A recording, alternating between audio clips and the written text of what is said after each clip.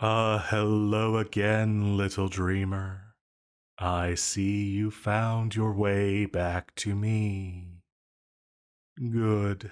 I was worried what would happen if we weren't able to meet again.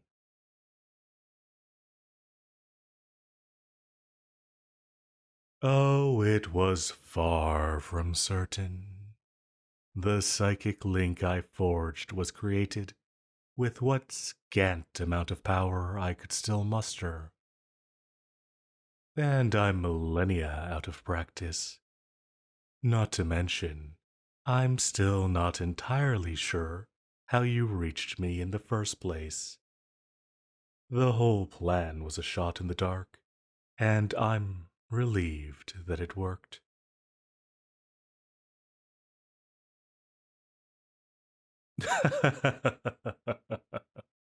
Oh, so you missed me too. How adorable. Not that I blame you at all, of course. Humans lived such dreary, uneventful lives when I was in the real world. And I doubt that's changed much. Meeting me is probably the most interesting thing that's ever happened to you.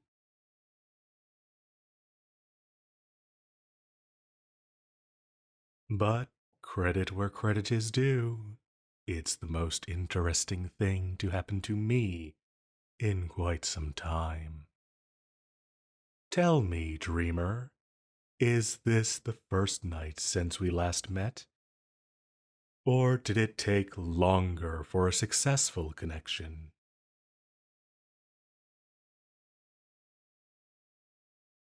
Really? So we were only apart for a single day. How strange. I have absolutely no sense of time in here. I would have expected time to start to pass quickly after spending so long in here. But it felt like I was waiting for you forever. Maybe it's just because I haven't had anything to look forward to the whole time I've been imprisoned. And I really have been looking forward to seeing you again. There's something positively charming about you. It may once have been my goal to exterminate mankind, but there have been a few humans I've enjoyed meeting, and you remind me of them.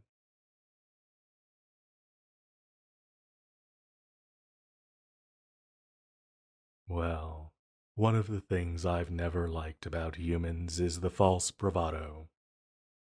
Every human wants to believe that they're incredibly important. I mean, to some humans, realizing that they don't matter in the grand scheme of things comes as a devastating revelation. But you don't seem to have that same pretentiousness. You didn't denounce me when you found out what I had done, or almost done. Lots of humans would take it upon themselves to lecture or scold me, as though it was their job to tell me what I can and can't do.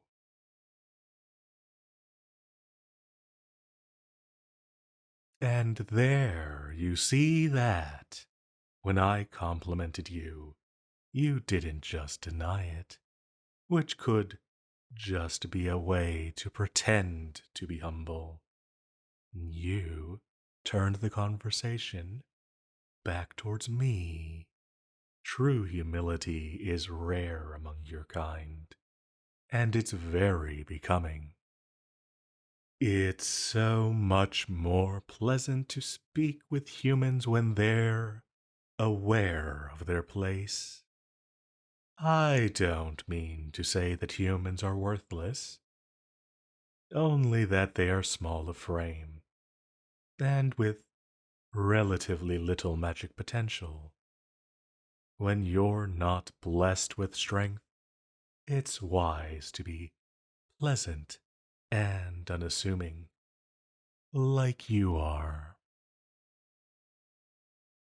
I actually think that your demeanor may have something to do with our connection. I think that my desire for company may have drawn your mind to me somehow.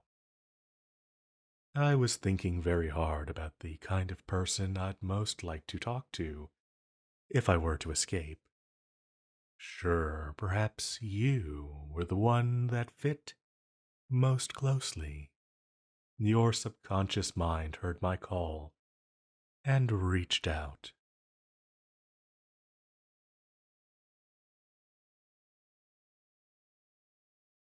I don't claim that it makes perfect sense. There's still quite a bit that I don't understand.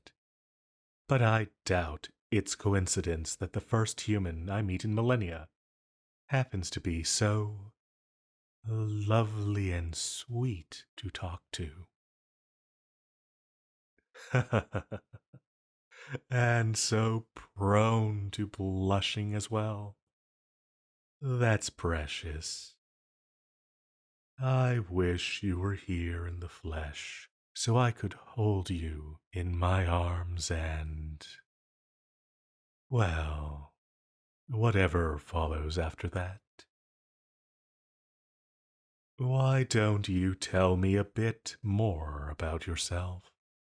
I'm very curious to know.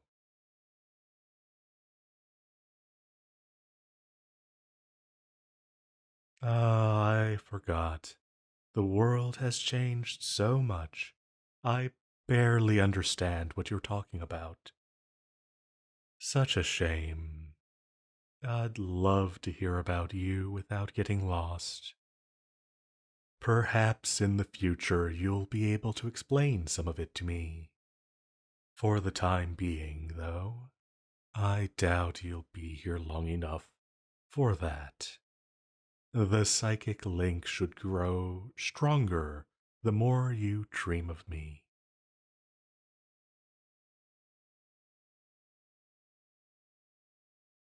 Oh, me? Well, I already told you a little bit. Ancient entity, former enemy of mankind, all of that.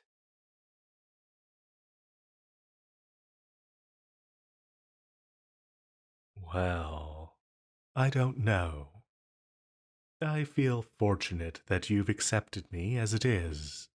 I worry that the more you learn, the more likely it is that you'll discover something about me that you hate.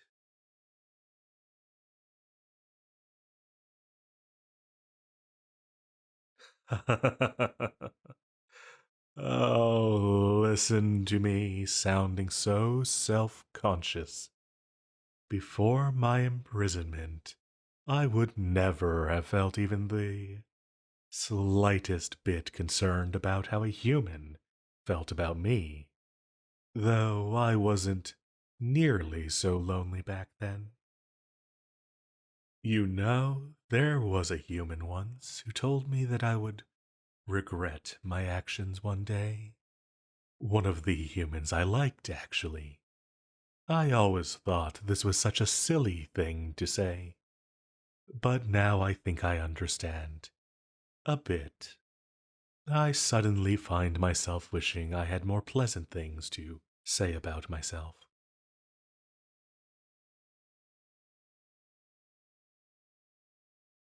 Oh, well, isn't that sweet? It's kind of you to say that, but you shouldn't make promises you don't know you can keep. You can't be sure that you'll be willing to accept me no matter what it is that I say.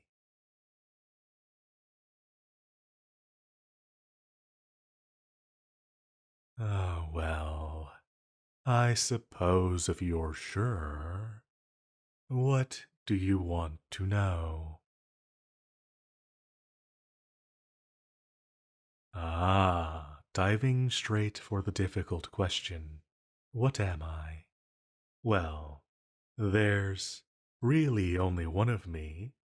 So I suppose you could just call me a cursed, the same as my title.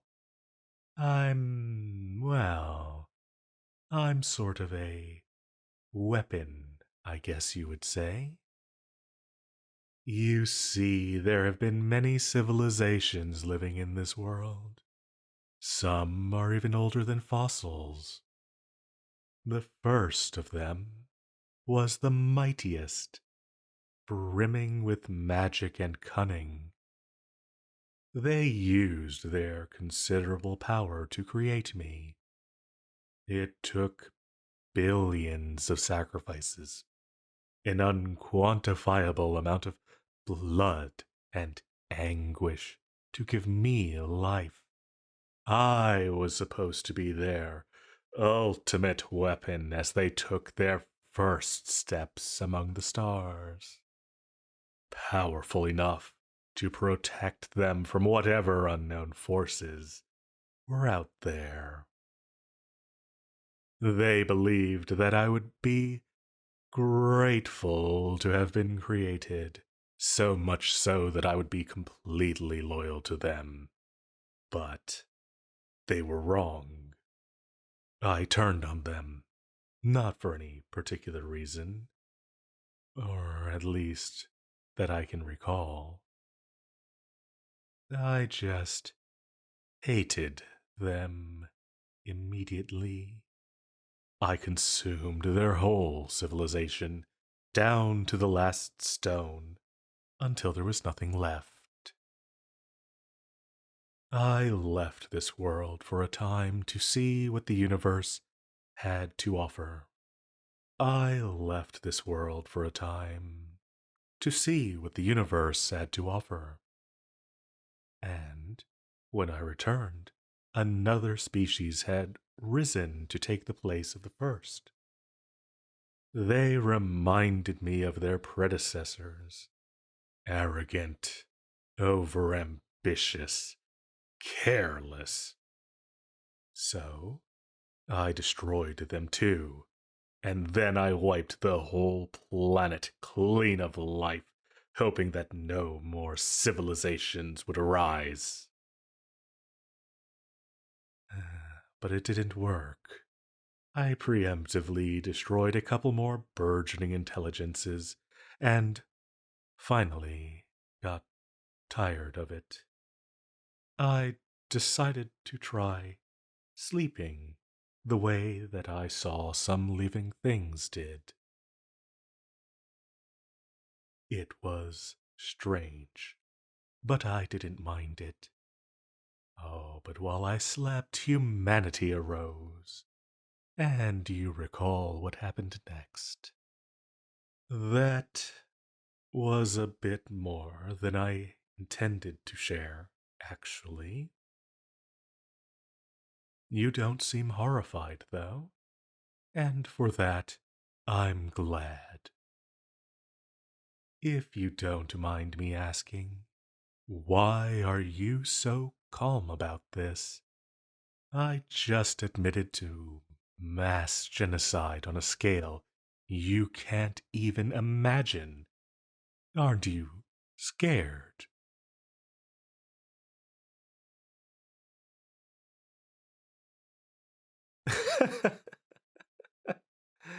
In the past. Yes, I suppose it is. How delightful. Do you really believe so strongly that I've changed? Do you trust my words so readily?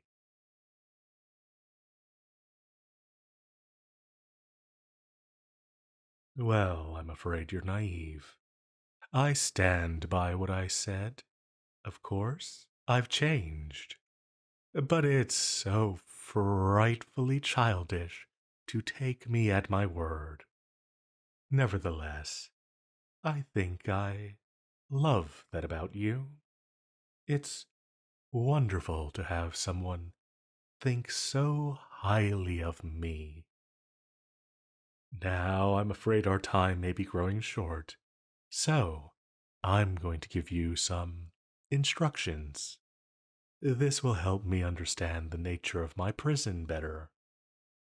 When you wake, I want you to draw a circle in the soil around the largest tree you can find. I'll write an incantation on your hand to recite in the circle. Then the tree will become a beacon for my mind to lock onto, and to help me understand where I am in relation to reality. Of course, it's your choice whether to do it or not. I won't ask you to risk your whole species if you don't truly trust me. But if you do, it really would mean the world to me, and we'd be one step closer to meeting for real. Ah, you're drifting away again. It's too bad our meetings are so short. Take care, my little dreamer. We'll see each other again tomorrow night. I'll be waiting eagerly until we can speak again.